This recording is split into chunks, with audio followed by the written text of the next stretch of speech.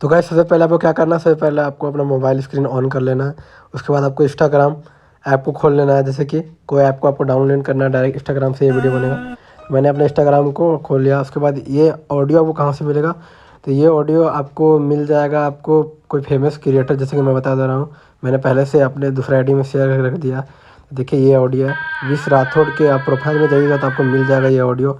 अब मैं भी पोस्ट करूँगा तो आपको मिल जाएगा। ऐसे विश राठौड़ का फेमस प्रोफाइल है, तो यहाँ से जाकर विश राठौड़ सर्च करके आप ये ऑडियो निकाल लीजिए। उसके बाद यूज इफेक्ट पे आपको नहीं करना, यूज ऑडियो पे जाना है आपको, यूज ऑडियो।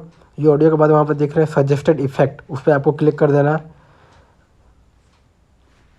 तो गाइस उसके बाद अब क्या करना है, एक पोज लेना आपको, जिस टाइप का आपको खड़ा है, जिस टाइप का आपको मतलब लेना है।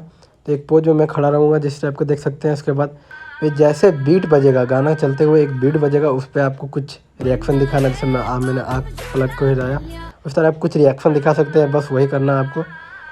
तो इसी तरह करना है गाइस, ज़्यादा कुछ नहीं है, सिंपल है।